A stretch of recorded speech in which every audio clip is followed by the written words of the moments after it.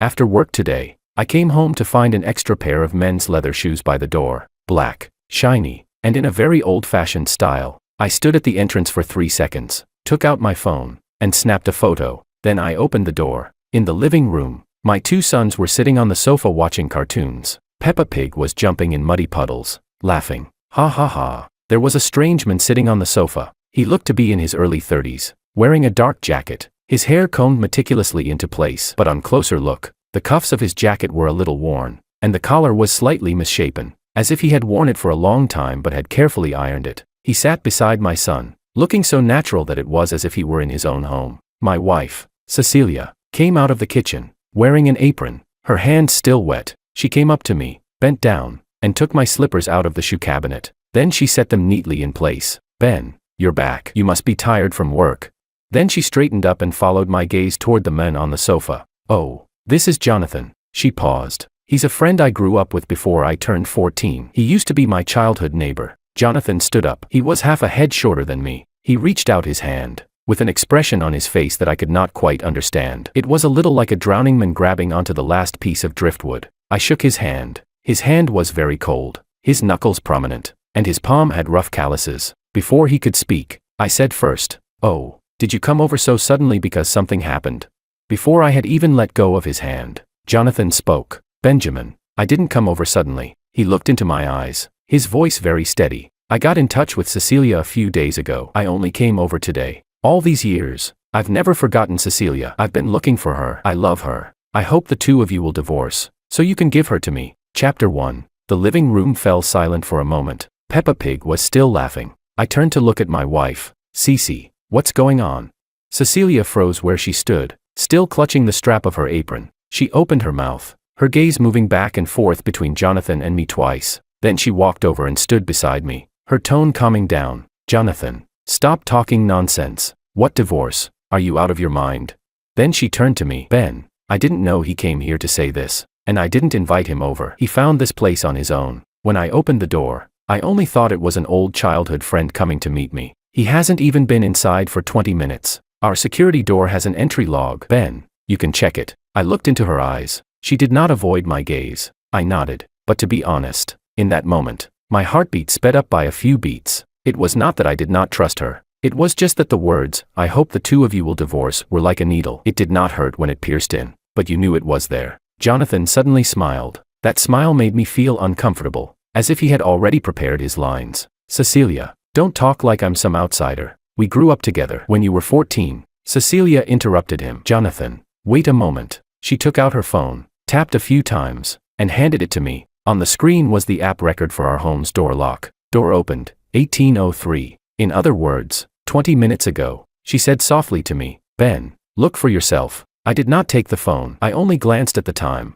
Then I pushed the phone back. I saw it. Good. When Jonathan saw this, the smile on his face shifted slightly. He cleared his throat. "Benjamin, you probably don't know what kind of relationship Cecilia and I used to have. Our families were neighbors. We were together from kindergarten all the way to middle school. When she was bullied by boys as a child, I was the one who stood up for her. When she first learned to ride a bicycle, I was the one holding the bike from behind." Cecilia spoke. "Jonathan, I remember all of that. But that was all when we were children. I moved away when I was 14. We haven't been in contact for almost 13 years. Jonathan shook his head. "It wasn't that we lost contact. It was that after you moved away, you changed your number. I looked for you for many years. I asked all the old neighbors, and I only found you a few days ago." His voice suddenly lowered, as if he were talking to himself. "I searched for you for 13 whole years. Do you know what 13 years means?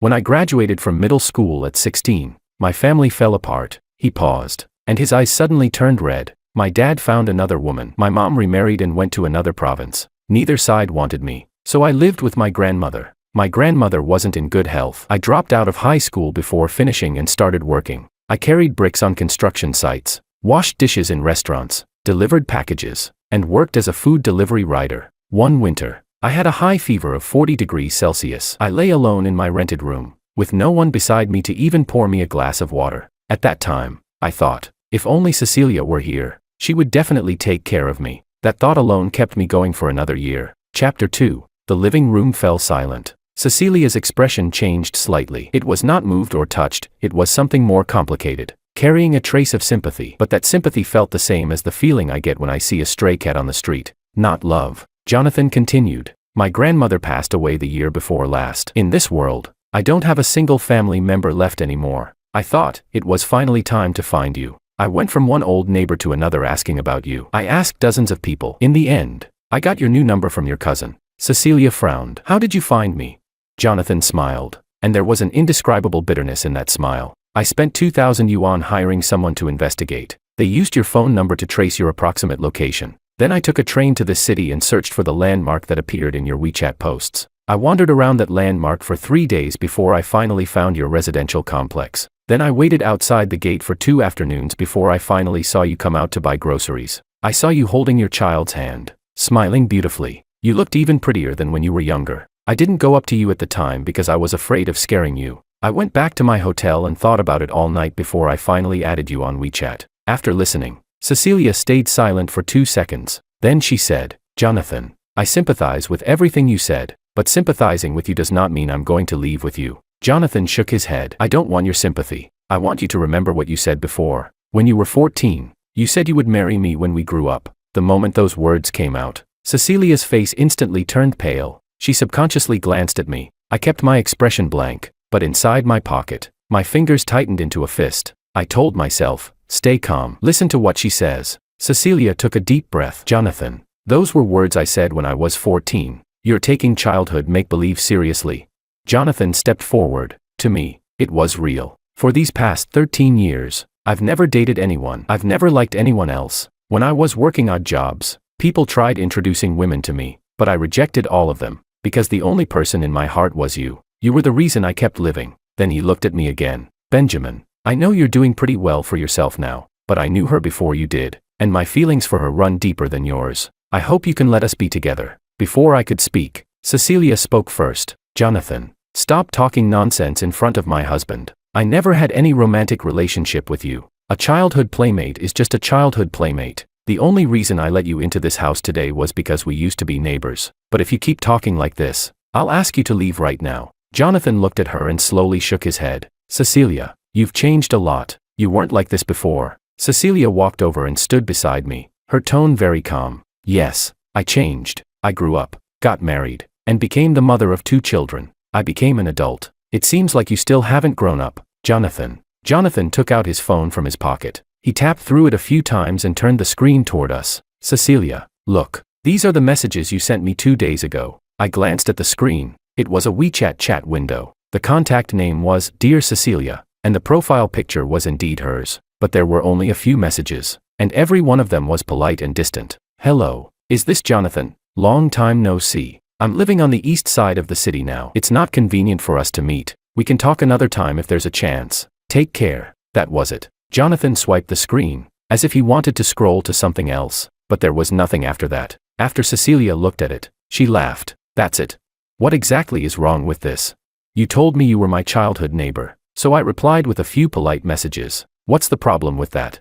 Jonathan's expression finally changed. He had clearly thought those messages would prove something, but they proved absolutely nothing. Chapter 3. That was when I finally spoke. Jonathan, can I take a look?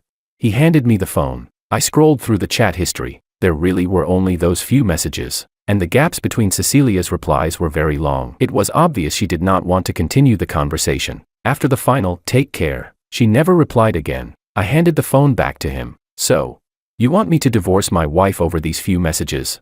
Jonathan's smile disappeared. Benjamin, you don't understand. Cecilia was different from everyone else when we were kids. She was especially sensible and gentle. Back then, I had already decided I was going to marry her when we grew up. I searched for almost 13 years before finally finding her. I can't give up now. Cecilia sighed. Jonathan, listen to me. We were both children back then. Everything you're talking about only existed in your own imagination. I never promised you anything, and now I'm married. I have a husband, children, and a very happy life. You come here saying these things. Do you really think that's appropriate?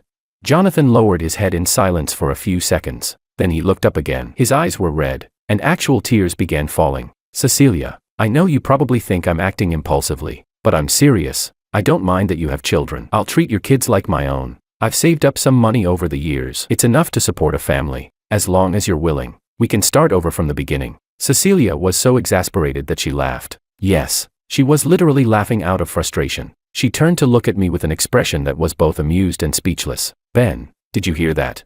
He wants me to take our 2 sons and start over with him. I laughed too. Jonathan, you mentioned you've saved up some money. Mind if I ask how much?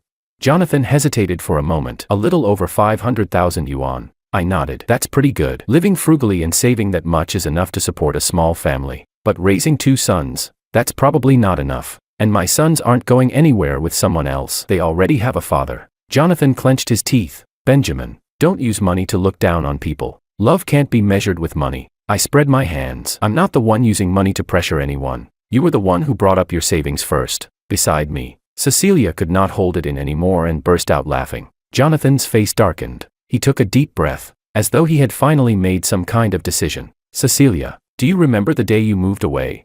Cecilia thought for a moment. I remember. Why? That day. You said something to me. I'm sure you forgot. You said, Jonathan, I'm leaving. You have to come find me in the future. Okay, when I grow up, I'll marry you. Cecilia froze for a second. I said that.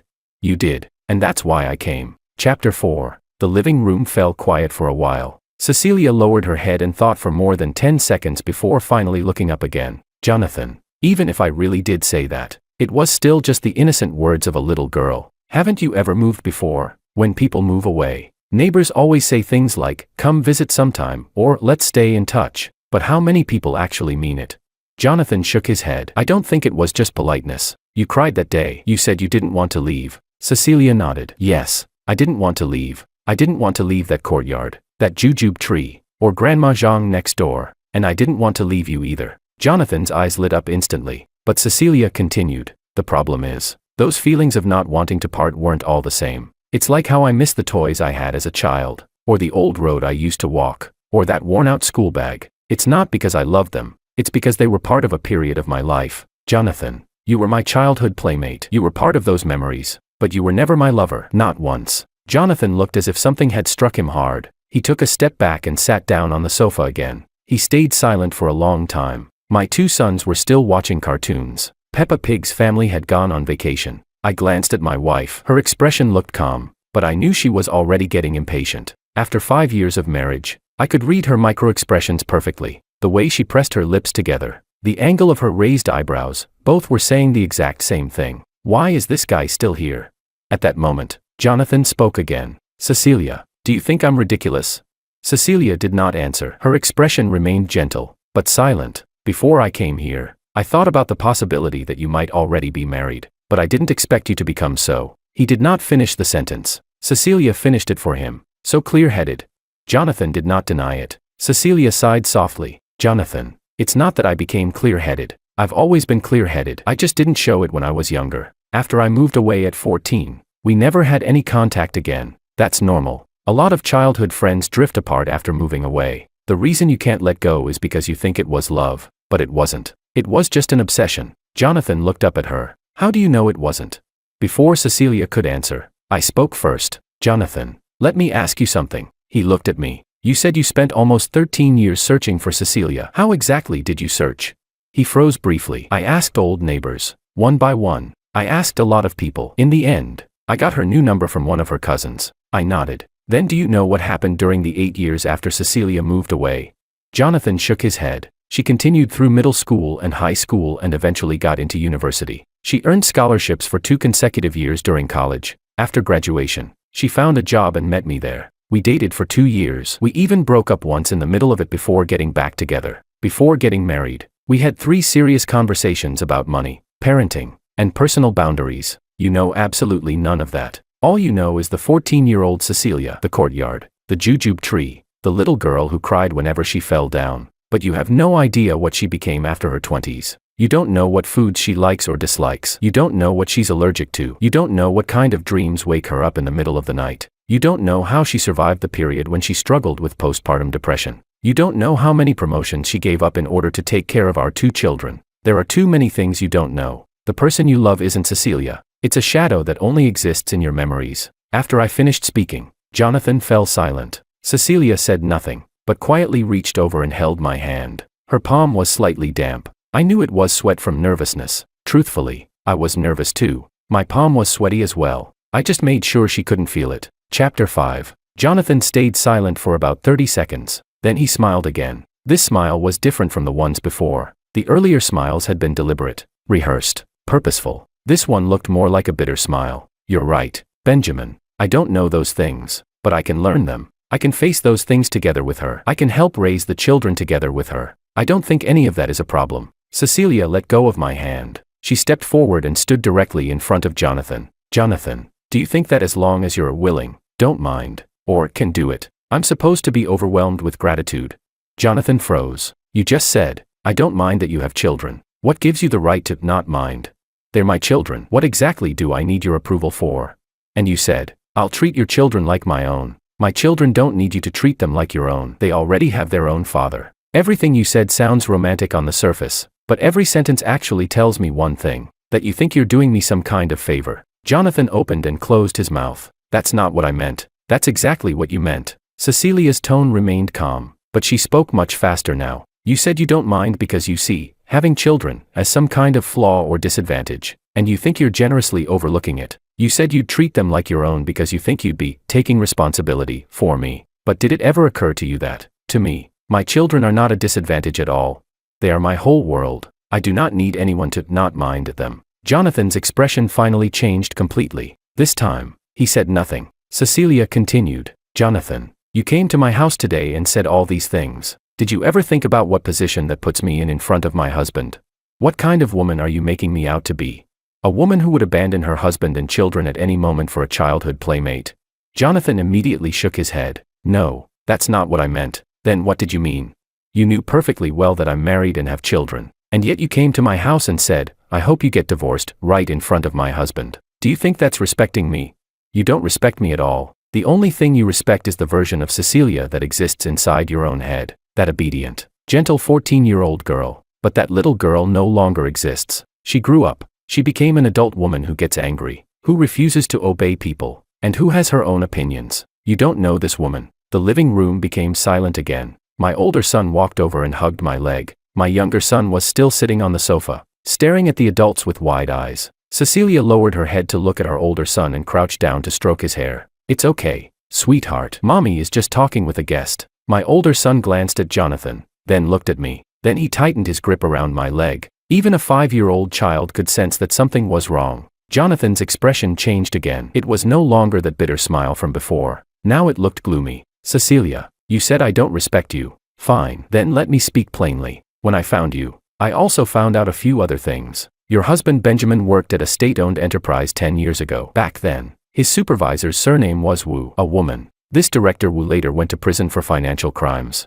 Back then, Benjamin was very close to that older woman with the surname Wu. That's how he got the chance to become a deputy division-level official at 30, and a full division-level official at 33. Cecilia's expression changed instantly. Not panic, anger. Chapter 6. She looked at me, and I shook my head. She understood immediately. I turned to Jonathan. Go on. Jonathan paused, as if organizing his thoughts. I know an old neighbor who was acquainted with your father-in-law. Back then, your father-in-law didn't move because of a work transfer. He moved here to hide from debt. You didn't know that, did you?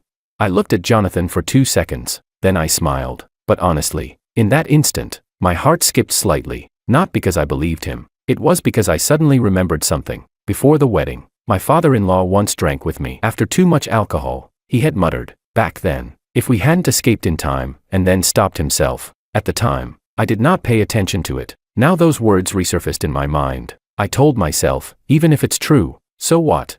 But the thought buzzed briefly like a fly. I crushed it immediately. Jonathan, did you come here to confess your love, or to blackmail us? Jonathan shook his head. Neither. I came here so you would understand. I didn't come unprepared. I nodded. Understood. I took out my phone and tapped a few numbers. I did not make the call. I simply turned the lit-up screen toward him. Would you like to keep talking? I can record the rest too. Jonathan stared at the screen for 2 seconds. Go ahead and report me. Am I speaking facts or not? I put my phone away. Whether what you said is true or not doesn't matter. What matters is that the moment you chose to say these things, you stopped being the Jonathan Cecilia knew as a child. You became someone else. Jonathan's expression darkened further. He had not expected me to respond like that. At that moment, Cecilia spoke, her voice cold. My husband has far stronger boundaries than you do. Yes, that female supervisor once had feelings for him, but he kept himself disciplined and absolutely clear-headed. When she was arrested, We weren't even married yet, and my husband hadn't been promoted either. As for the details, I have no reason to explain them to you. And my father moved because of a work transfer. Debt? Debt to whom? Say it clearly. Jonathan opened his mouth but could not answer. What you heard was gossip from an old neighbor. You didn't even verify it before using it as leverage. What? Did you think you could intimidate my husband with this and somehow make me leave with you? Jonathan clenched his fists. Everything I said is true. Whether it's true or not has nothing to do with you. Cecilia cut him off. Even if my father really had debts back then, so what? That's our family's business. What exactly are you trying to tell me by bringing this up? That you have dirt on me? Or that you think you have the right to interfere with my parents' affairs too? Jonathan was rendered speechless. He looked like a tree that had been uprooted, ready to collapse at any moment. I took my keys out of my pocket and placed them on the shoe cabinet. Jonathan, what exactly were you hoping to accomplish by coming here today? He stayed silent for a while. I wanted Cecilia to come back to me. She was never with you to begin with. I looked directly into his eyes. You two had no contact for 13 years. An entire youth passed between you. You don't even know what kind of drinks she likes, and yet you talk about her coming back. Coming back to where? Back to 14 years old. Then why don't you go back to your 14-year-old height and weight too? Chapter 7. Cecilia could not hold it in anymore and laughed again. Jonathan's face turned ashen. Benjamin, you don't need to mock me. The reason I can stand here today is because I'm more sincere than you are. And my sincerity is this. I can wait for her. I can wait forever if I have to. As long as she's willing, I'll wait. The moment he said that, Cecilia's expression changed. Not moved, annoyed. She said, Jonathan, do you think you're being romantic? Jonathan froze for a second. You think the word wait carries a lot of weight, don't you? But did you ever ask whether I even want you to wait for me? Whether you wait or not is your business. If you choose not to wait and walk away, I lose absolutely nothing. If you choose to stand still and keep waiting, I'll still continue living my life exactly the same. You could wait 10 years or 20 years, and it would not affect me in the slightest. The only effect is that you wasted 10 or 20 years of your own life. You think you're making sacrifices for me, but you're actually making sacrifices for yourself, because what you're satisfying is your own desire to wait, not my wishes. I never once asked you to wait for me. Not once. Jonathan's lips trembled. His hands were trembling too. It looked as though his entire sense of self had been dismantled. I looked at him and suddenly felt a trace of pity, but only for 1 second, because this man had just tried to tear my family apart. My older son was still hugging my leg. I bent down and picked him up. He rested against my shoulder and whispered softly, Daddy, who is that person? Just an uncle. Why is he in our house? He's leaving soon. I patted my son gently on the back. Then I looked up at Jonathan. Did you hear that? My son is asking why you're in his house. Jonathan stared at the child lying against his father's shoulder, and for the first time, cracks finally appeared in his expression. Perhaps he had finally realized something. Cecilia was no longer that little girl from years ago. She was a mother now, and the children of that mother would never welcome a stranger who wanted to take their father's place. Jonathan finally walked toward the door. He bent down, picked up his leather shoes, and put them on. His hands were still shaking. Cecilia stood nearby without saying a word. Neither of us saw him out. My older son rested on my shoulder, while my younger son climbed off the sofa and ran to cling to Cecilia's leg. After Jonathan finished putting on his shoes, he turned around. Cecilia, every word I said today was sincere. Cecilia looked at him calmly, her tone neither warm nor cold. I know you were sincere. You sincerely believed that you loved me, but just because something is sincere doesn't mean it's right. Jonathan opened his mouth, as if he wanted to say something else. At that moment, the doorbell rang. He froze. So did I. Cecilia walked over and looked through the peephole. Then she turned back to look at me with a strange expression.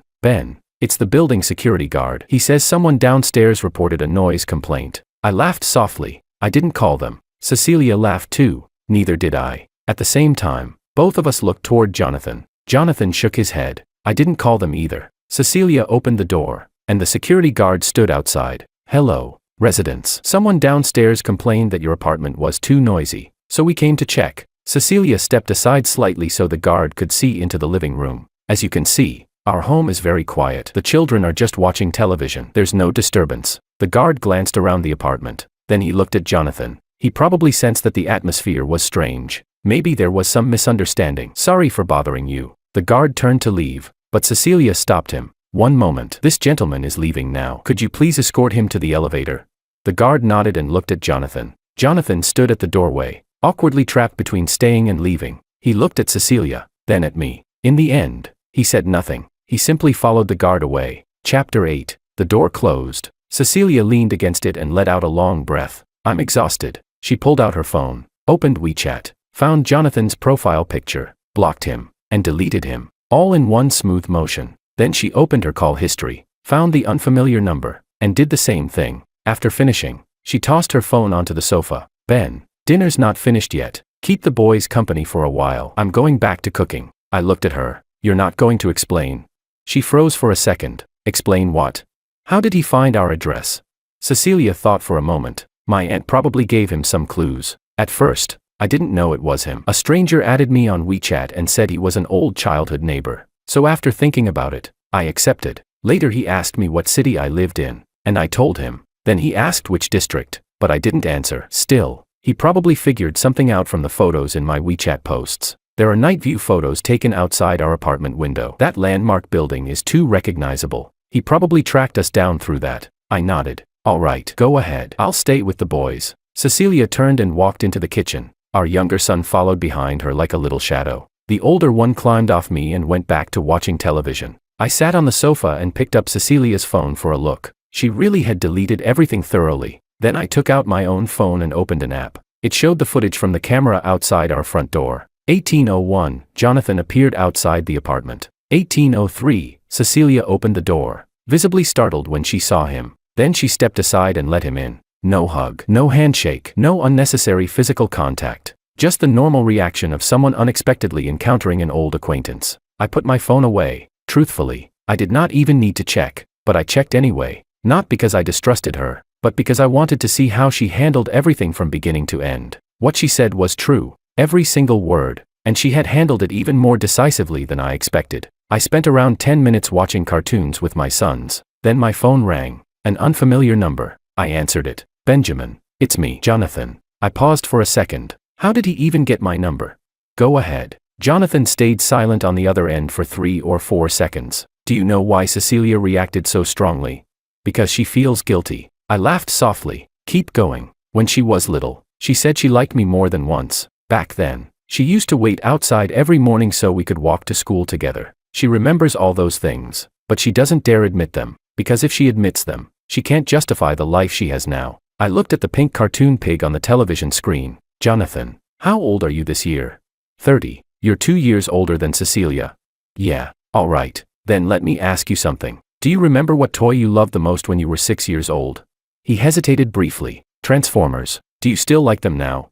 Silence filled the other end of the line. When you were 6 years old, you genuinely loved Transformers, but when you turned 30 and stopped liking them, that was genuine too. People's feelings change. Maybe Cecilia really did like you when she was 14, but the fact that she loved me after she turned 22 is real too. You're trying to use the feelings of a 14-year-old girl to emotionally blackmail the woman she became after 22. Who do you think is the one truly disrespecting her?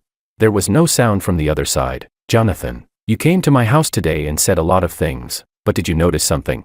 From beginning to end, you never once asked Cecilia a single question. You never asked whether she actually wanted to leave with you. All you did was tell me that you hoped I would divorce her and hand her over to you. What exactly do you think Cecilia is? Some kind of object that can simply be transferred from one person to another. Chapter 9. Heavy breathing came from the other end of the phone. Very heavy breathing. Jonathan, do you know why I was able to marry my wife? Because before we got married, we talked through everything. How to manage money, how to raise children, how to take care of our parents, and also, how to maintain boundaries. What are boundaries? I'll give you an example. If a male friend develops feelings for her, she immediately tells him she's married. If he still refuses to back off, she blocks and deletes him. If he shows up at our house, she asks him to leave immediately. So why were you able to walk into our home today? Not because she wanted to see you. It was because she had no idea you came here to stir up trouble. She thought you were just an old childhood friend visiting after many years. The moment she opened the door to you, you had already crossed the line, and the moment she realized it, she immediately started dealing with it. You're calling me right now thinking I'm angry. I'm not angry, because my wife handled everything very well today. She handled it even better than I expected. At last, a voice came from the other end, very low, as if squeezed out through clenched teeth. You don't deserve her. I laughed. That's not your decision. She's the one who decides. The call disconnected. I slipped my phone back into my pocket and continued watching Peppa Pig with my sons. But that night, after the boys had gone to sleep, I went out onto the balcony alone. I lit a cigarette. I do not smoke often, but we keep a pack at home for the occasional moments when the pressure gets heavy. That night, I smoked too. During the first cigarette, I just sat there. During the second one, I said something to myself. Benjamin, your heart was racing earlier, not because I distrusted Cecilia, but because the moment Jonathan said, I hope you get divorced, an image flashed through my mind. An empty living room, no Cecilia laughing, no two little boys running around, just me. The image existed for less than a second, but I caught it, and it made me realize something. I was not nearly as calm as I looked. I was only pretending to be calm, because if I panicked, Cecilia would panic even more. I exhaled a cloud of smoke and watched it scatter into the night wind. Then I crushed the cigarette out and returned to the bedroom. Cecilia was still awake, leaning against the headboard while looking at her phone. She glanced at me. You smoked? Yeah, feeling upset. I thought about it for a moment, a little, but not because of you, because of him. Cecilia put her phone down. I know, you acted steady in front of me, but when you changed your shoes earlier, you stepped into them twice. I froze. You noticed? Every time you're nervous, you step into your shoes twice. We've been married for 5 years. Did you really think I wouldn't know? I sat down beside the bed and laughed softly. Then why didn't you say anything? Because I couldn't undermine you. You needed to stay composed in front of Jonathan, so I helped you stay composed. But when you came back, I knew you needed a cigarette. I looked at her. Cece. There really was a moment when I got scared. Scared of what? Scared that you might hesitate. Cecilia reached out and held my hand. I didn't hesitate, not even for a second. I know, but I was still afraid, because you care about me. That's why you were afraid. Cecilia leaned over and rested her head on my shoulder. Ben, you don't have to pretend in front of me anymore. You can panic, you can get angry, you can be jealous, but you have to trust me. I nodded. Okay. Chapter 10. That night, I fell asleep later than usual, not because of what Jonathan said, but because I realized something. The reason I was able to appear so calm and capable was because Cecilia had quietly protected the foundation beneath me. She handled everything so decisively that I never needed to lose my temper. She drew boundaries so quickly that I never needed to feel jealous. The moment she said, Ben, check the door entry record, I knew I did not need to question anything. It was not because I was exceptional, it was because she was. I turned over and looked at her sleeping face, then quietly whispered, thank you. She did not wake up, but the corner of her lips moved slightly, almost as if she smiled in her sleep. The next day was Saturday. I went out to buy groceries and dropped the boys off at their weekend classes on the way. My older son took drawing lessons, while the younger one studied music. On the way back, I received a phone call. It was my father-in-law. Ben, I heard someone came to your house yesterday. I frowned slightly. Dad, who told you that? Cecilia's aunt told me. She said some childhood neighbor of hers showed up and said a bunch of nonsense. Cecilia told me not to interfere, but I still needed to ask. Is everything all right? I thought for a moment. It's fine, Dad, don't worry. Cecilia handled it very well. That's good. My father-in-law paused. Ben, there's something I need to tell you. Hear me out first, and don't tell Cecilia. What is it? Back then, we really didn't move because of a job transfer. We owed some money. It wasn't anything huge, and we paid it back later. But Cecilia doesn't know. She always thought I transferred here after a promotion. Her aunt can't keep her mouth shut. That guy probably heard it from her. All right, Dad, I understand. I won't tell Cecilia, but you have to promise me something. What is it? If anyone asks your sister about our family again, can you tell her not to share our private information anymore?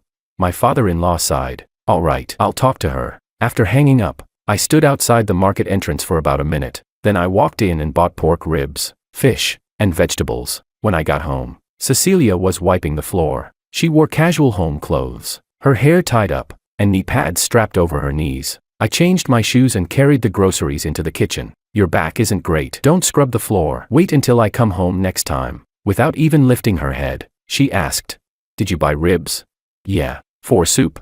Sure. Add extra corn. Got it. I tied on an apron and started washing vegetables. After Cecilia finished wiping the floor, she washed her hands and came over to help peel garlic. The kitchen was quiet, filled only with the sound of running water and chopping vegetables. After a while, Cecilia suddenly said, Ben, my aunt called me today. What did she say? She said she didn't know Jonathan came over to say all those things. She thought he just wanted to reconnect. I told her not to give my contact information to anyone else in the future. She said she knew she was wrong. I nodded while cutting the ribs. That's enough then. Do you believe her? You're worth believing. Cecilia stopped what she was doing. Ben, if someone really likes me, what's the right way to handle it while maintaining boundaries? I thought about it for a moment. You already handled it well. I don't think it was enough. Cecilia looked at me seriously. After what happened yesterday, I feel like I should have noticed the warning signs earlier. When he added me on WeChat and asked which district I lived in, I should have been more alert, and I shouldn't have posted those night view photos. I was too careless. I put down the knife and turned around. Cece. You already did very well. You can't expect yourself to predict the future. You had no way of knowing that the person adding you on WeChat would come confessing his feelings. You had no way of knowing that posting a photo would expose our location. You can't handle every situation perfectly, but what matters is this. The moment he crossed the line, you immediately drew a boundary, and you did that. Cecilia looked at me, her eyes turning slightly red. Was I really good enough? You really were. She wiped her eyes and laughed. All right, enough emotional talk. Go back to cutting vegetables. We still haven't finished making dinner. I laughed too and turned back to continue cooking. Chapter 11. 3 days passed. I thought the matter was over, but Jonathan did not disappear. That afternoon, Cecilia went to pick up the children from kindergarten. When she came back, her expression looked off. Ben, what happened? Jonathan showed up again. I put down the remote control in my hand. Where? At the kindergarten entrance. He stood across the street watching me. I ignored him, picked up the kids, and left, but he followed me for about 200 meters. I stopped and turned around to look at him, and then he stopped too. I told him, Jonathan, if you keep following me, I'm calling the police. He said, I just wanted to see you. I told him, you've seen me now, you can leave. Then I walked away quickly with the children. He didn't follow after that. After saying this, Cecilia put her bag down on the sofa and sat down. Ben, what should we do? I thought for a moment. Did you take a picture of him?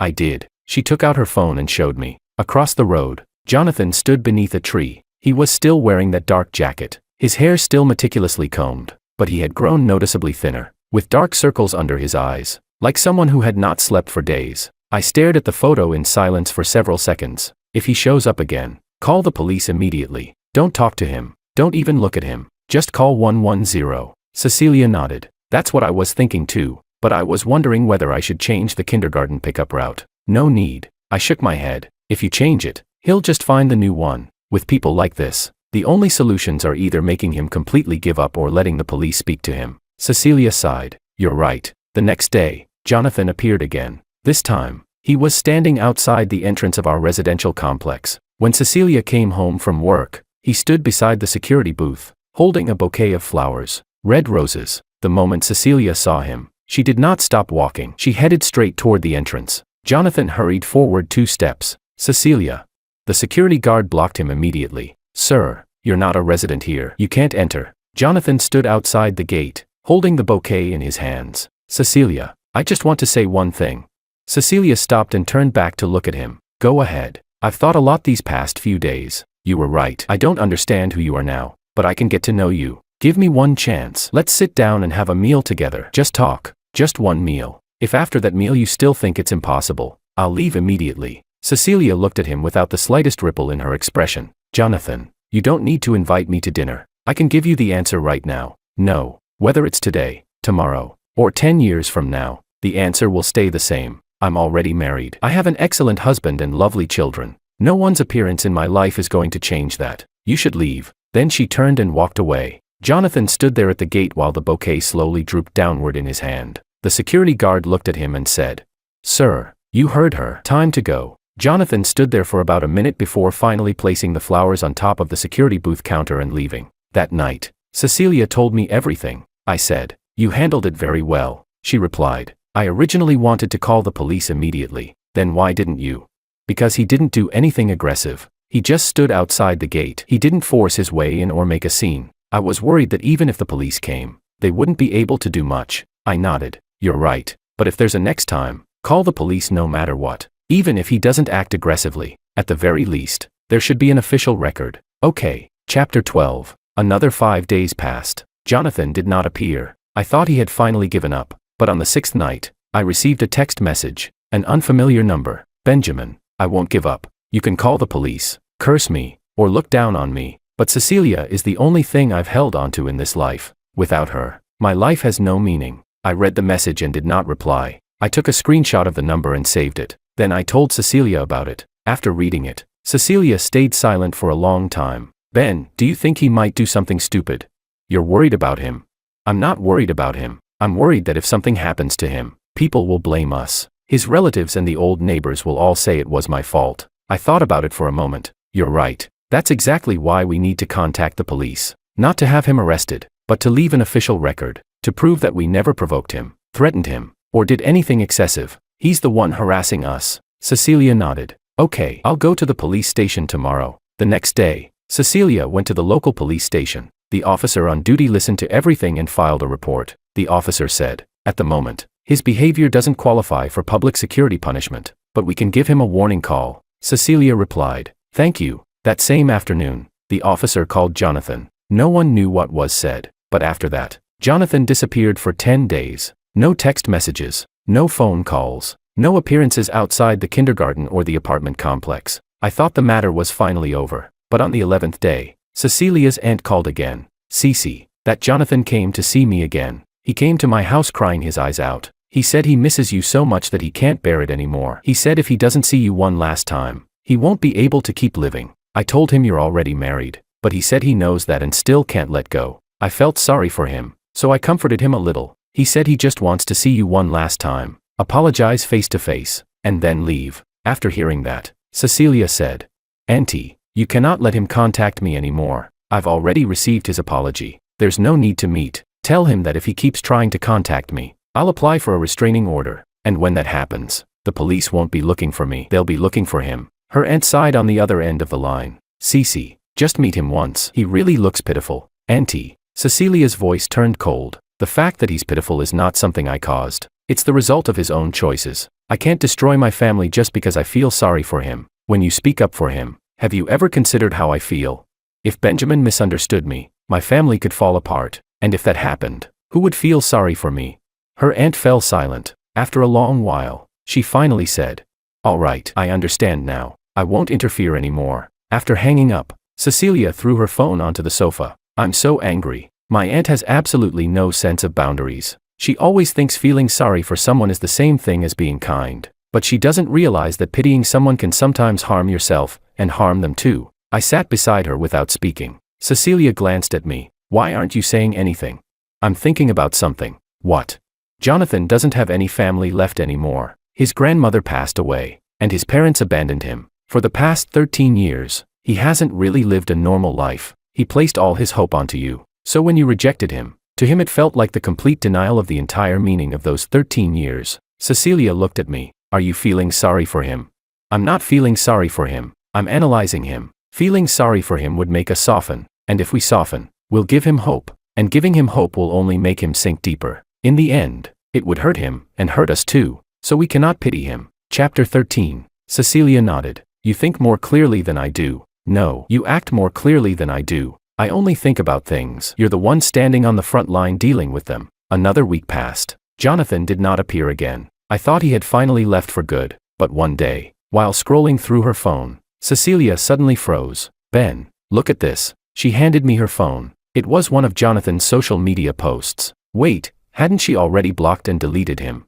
My cousin sent it to me. I took the phone and looked. Jonathan had posted a picture from an airport. The caption read, leaving the city where I waited for 13 years. Some people are destined to exist only in memories. Take care. Someone commented below. What happened? Jonathan replied, a relationship that never even began has finally ended. After reading it, Cecilia's expression became complicated. Is he performing some tragic deep love act now? I handed the phone back to her. What do you think? I think he's performing for himself. Why?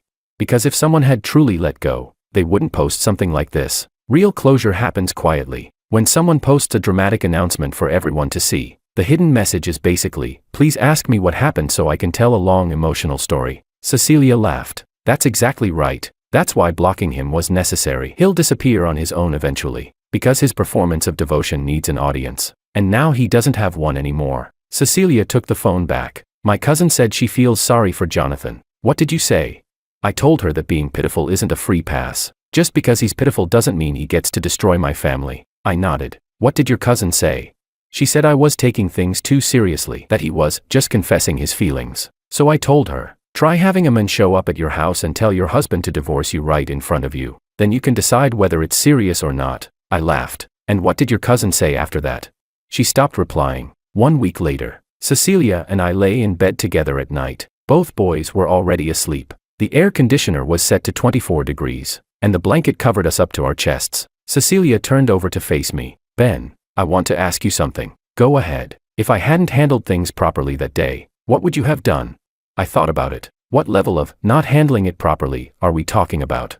For example, if I had hesitated about what?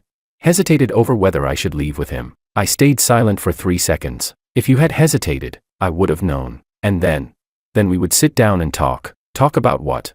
About why you hesitated. About whether there were unresolved problems between us. If it was a problem between us, then we would solve it together. If it wasn't a problem between us, but something inside you, then you would have to solve it yourself. And what if I couldn't solve it? I looked up at the ceiling. Then we wouldn't be able to keep going. Chapter 14. Cecilia did not say anything. Do you remember that long conversation we had before getting married? I remember. You said something back then. You said, Cecilia finished the sentence for me. I can accept that you might not love me anymore, but I can't accept you saying you love me while acting ambiguously with someone else. Right. And I also said that the password to our home should only be known by the two of us. Cecilia nodded. And that if anyone was coming to the house, we should notify each other in advance, even if it's our parents. Right. We made a whole list of rules back then. It wasn't because I was afraid you'd cheat on me. It was because I knew cracks in a marriage always begin with tiny things. Thinking there's nothing wrong with having dinner alone with someone of the opposite sex. Thinking there's nothing wrong with chatting with an ex. Thinking there's nothing wrong with getting drunk and being escorted home. Thinking there's nothing wrong with hugging someone while crying. Thinking there's nothing wrong with holding hands for a second. Thinking there's nothing wrong with kissing someone on the cheek. And by the time someone thinks sleeping together is nothing serious, it's already too late. Cecilia buried her face into the pillow. When you said those things back then, I thought you were too rational, but later I realized you were right. Boundaries are not chains that restrict freedom, they are walls that protect freedom. A courtyard without walls gets trampled by everyone. I gently stroked her hair. Cecilia. Thank you. For what? For not hesitating that day. Cecilia lifted her face from the pillow and looked at me. It's not that I didn't hesitate. It's that the idea of hesitating never even crossed my mind. The moment Jonathan said those words, there was only one thought in my head. What thought? Oh no, what if my husband misunderstands me? I laughed. To be fair, I really didn't misunderstand you, but I did think about something. What? I wondered what you would think if one day some woman showed up at our door saying she'd loved me for years. Cecilia sat upright. And what do you think I would do? I looked at her. You'd open the door, let her in, listen to everything she had to say, and then calmly tell her, Benjamin is my husband, please leave. Cecilia shook her head. You're wrong. I wouldn't even let her inside. I'd listen to her at the doorway and then say, all right, got it, goodbye. And then I'd shut the door. There wouldn't even be a door entry record. I froze for a second. You're better than me. Cecilia lay back down again. Obviously, because I'm your wife. I turned off the light. The room fell into darkness. The quiet hum of the air conditioner filled the space. About 15 minutes passed, and I thought Cecilia had fallen asleep. Then she suddenly spoke again. Ben. Do I count as a virtuous wife?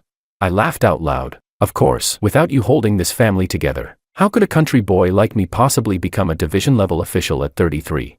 Go to sleep. Good night. Chapter 15. 1 month later, Cecilia's aunt came to visit our home. She brought a carton of milk and a bag of fruit. Sitting on the sofa, she looked around the apartment. Cece, your house is so clean. Cecilia poured her a glass of water. Auntie, have some water. Her aunt accepted the glass and looked at me. Ben, you weren't angry that day, were you? I smiled slightly. Angry about what?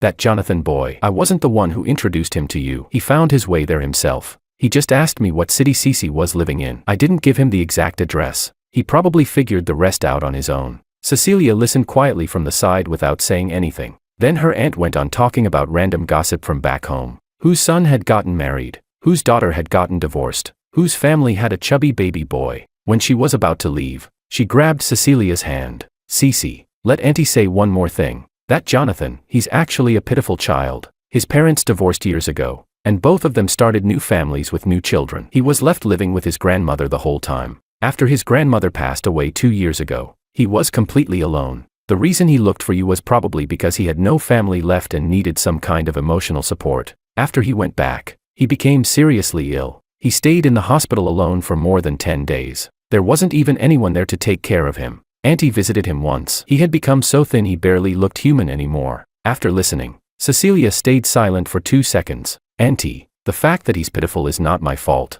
There are many pitiful people in the world. I can't become emotional support for every one of them. I have my own family and my own responsibilities. Her aunt sighed. That's true. That's true. Auntie won't interfere anymore. After seeing her aunt off, Cecilia closed the door. Then she leaned against it and let out a breath. Ben, do you think I'm too cold-hearted? I looked at her. If you weren't cold-hearted toward him, then you'd be unfair to yourself, to me, and to our sons. Cecilia thought about it. That's true too. She picked up the mop and cleaned the floor where her aunt had walked. Not out of disgust. It was simply her habit. That night before bed, Cecilia scrolled through her phone. Suddenly she made a small sound. What's wrong? Jonathan deleted my cousin too. He's completely disappeared now. Maybe he found a new emotional anchor. Cecilia placed the phone on the bedside table. I just hope whoever becomes that new emotional anchor doesn't end up being disturbed by him too. I looked at her. You're still thinking about him? She shook her head. No, I was just thinking. Thinking what? If Jonathan had understood boundaries from the beginning, he never would have come looking for me. If Auntie had boundaries, she never would have shared my information with someone who was basically a stranger. And if I had stronger boundaries, I would have shut the door the moment he said his first inappropriate sentence. You already handled it well, but I could have handled it better. Cecilia turned over and stared at the ceiling. If something like this ever happens again, I'll close the door before the first inappropriate sentence even comes out. You're sure you'll be able to tell? I will. How? A man's eyes can't lie. When Jonathan stood at the door, I should have realized it. The way he looked at me wasn't the way someone looks at an old neighbor. It was the look of someone staring at a treasure he thought he had recovered after losing it. At the time, I felt something was off, but I told myself maybe he was just an overly enthusiastic person. I shouldn't have thought that. I should have trusted my instincts. I looked at the side of her face. All right, next time, trust your instincts, but hopefully there won't be a next time. Cecilia laughed. Then you have to promise me something. Promise what?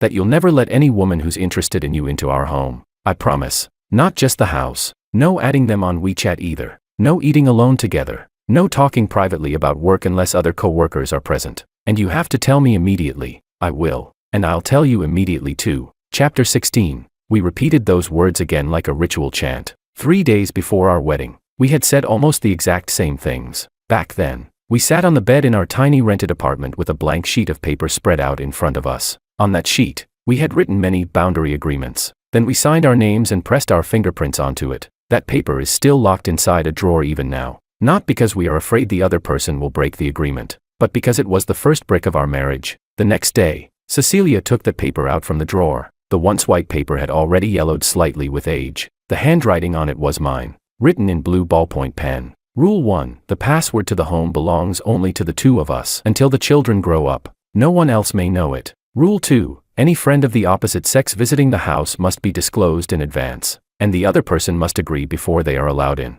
Rule 3. Any private meal alone with a person of the opposite sex must be reported beforehand, and private rooms or secluded spaces are not allowed. Rule 4. Exes, first loves, flirtatious connections, and similar people must not be kept in contact. If contact occurs, the married status must be clearly stated. Rule 5. Chat histories with the opposite sex should not be deliberately deleted, because deleting them is what creates suspicion. Rule 6. If any of the above agreements are violated, the other person has the right to reevaluate the marriage. Our two signatures were written side by side beneath the rules. Under Cecilia's signature, she had drawn a tiny little heart. Back then, she was 23 years old and still carried traces of girlish innocence. Now when she signs her name, she no longer draws hearts. Instead, she can block and delete a boundary-crossing person within a single second. Much more useful than a heart. I folded the paper carefully and placed it back into the drawer. Keep it. We can show it to our sons in the future. Cecilia nodded and closed the drawer. Ben, do you think Jonathan will come back again? I thought for a moment. No. Why? Because he's already realized something. What?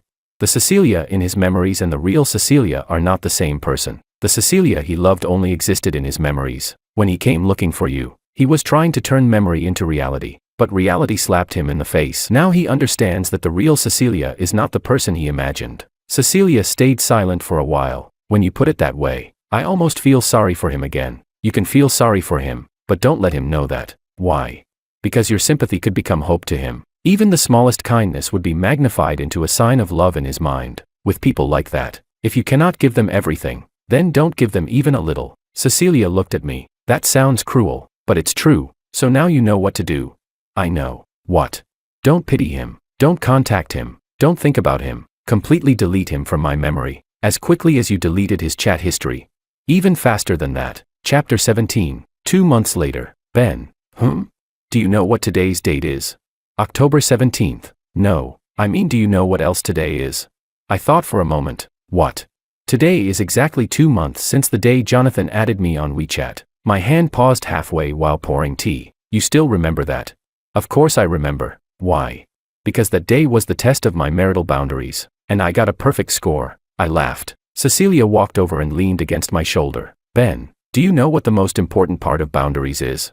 It's not how you deal with problems after they happen. It's preventing the problems from happening in the first place. I nodded. You've already done that. Not completely. Cecilia spoke seriously. The fact that Jonathan could add me on WeChat means my privacy settings weren't strict enough. The fact that he could find our address means the photos I posted revealed too much information. The fact that he got inside our home means I didn't reject him immediately. All of those things could have been handled better. You already did very well. Not well enough. Cecilia pulled out her phone and tapped a few times. Look. She handed the phone to me. It was the WeChat privacy settings page. Under Ways to add me, every option had been turned off. Phone number search disabled. WeChat ID search disabled. Group chat adding disabled. QR code scanning disabled. From now on, nobody can find my WeChat through any method. Except you. I looked at her. Then how are you supposed to add new friends in the future?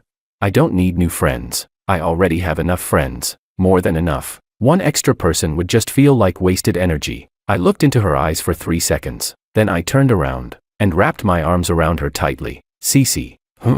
Have I ever told you that marrying you was the best deal of my life? You have. And was I right? Yes. She laughed softly and leaned back against the chair. I also think marrying you was worth it. Why? Because you trust me. When Jonathan said all those things, you didn't lose your temper. You didn't interrogate me. You just looked into my eyes and asked one question. Cece, what's going on? That single sentence alone told me you trusted me. If you had immediately exploded in anger or started questioning me, I might have felt that after 5 years of marriage, we didn't even have the most basic trust. And then I might really have considered Jonathan's proposal. Not because I liked him, but because I would have felt that you didn't love me enough. I froze for a moment. Seriously? Seriously? Trust is the highest form of love. You love me, so you trust me, and because I trust you too, I never once considered leaving with him. Not even for a second. The wind drifted in from the balcony, stirring Cecilia's hair. I reached out and tucked the strands behind her ear. Cece. For the rest of our lives, we have to stay like this. We have to keep trusting each other and protecting our boundaries together. We won't give anyone the opportunity to destroy our family. Cecilia looked at me, her eyes shining. Okay.